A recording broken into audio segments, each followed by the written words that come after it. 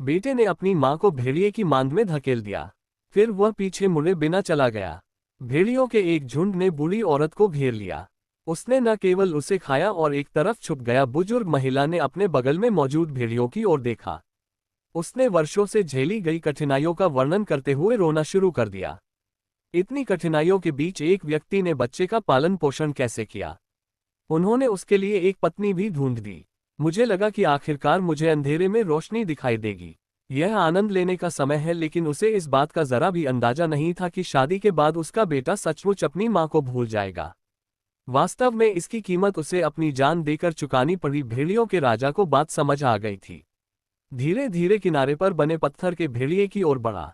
3 बार दस्तक दी। पत्थर के भेड़िए ने सचमुच 30 सिक्के थूक दिए। तब पत्थर के भेड़िए ने कहा, बूढ़े आदमी, मुझे लगता है तुम दयनीय हो। भविष्य में कभी भी आपको पैसों की जरूरत पड़े तो बस यहाँ आकर पैसे निकाल लें। आपके जीवन यापन के खर्च के लिए पर्याप्त ध्यान रखें कि आप एक बार में केवल 30 सिक्के ही ले सकते हैं, अन्यथा उन पर एक बड़ी विपत्ति आ पड़ेगी। बुजुर्ग महिला इतनी उत्साहित थी कि वह बोल नहीं पा रही थी।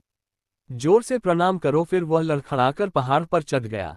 अंततः मैं पहाड़ से नीचे उतरा और कुछ चावल और आटा खरीदा। उन्होंने रहने के लिए एक और मंदिर ढूंढ लिया।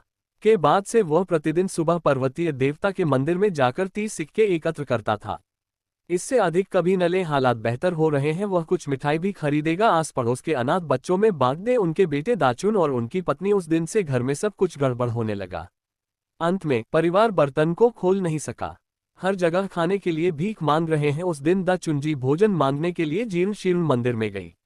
उसे आश्चर्य हुआ जब उसने देखा कि उसकी मां मरी नहीं थी, अभी भी जीवित है और ठीक है। वह तुरंत आगे बढ़ा, घुटनों के बल बैठ गया और अपनी गलती स्वीकार कर ली। फिर उन्होंने उससे पूछा कि वह कैसे जीवित रहा। बुजुर्ग महिला ने देखा कि उसका बेटा पीला और दुबला पतला था। दया भाव से मैंने उसे उस पत्थर के लड़के के बारे में बताया जो पैसे उगल रहा था।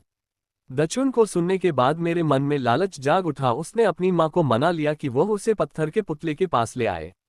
वह ये जानना चाहता था कि स्टोन मैन वास्तव में पैसे कैसे उगलता है। उस रात वह चुपके से अकेले में शीटाओ लैंग से मिलने गया। उसने दरवाजा खटखटाया और कहा, कृपया, मेरी मां बीमार है, मुझे और पैसे दो। लेकिन शितोउ लैंग टस से मज नहीं हुआ। दा चुन ने कई बार और विनती की, फिर भी बेकार। वह क्रोधित होकर उठ खड़ा हुआ। स्टोनमैन की ओर इशारा करते हुए उसने गाली दी, तू निकम्मा पत्थर है। क्या आप मेरी मां को पैसे दे सकते हैं? इसे मुझे क्यों नहीं देते? मानो या ना मानो, मैं तुम्हें कुचल दूंगा। इतना कहने के बाद उसने एक हथौड़ा उठाया और पत्थर के भेड़िए पर उससे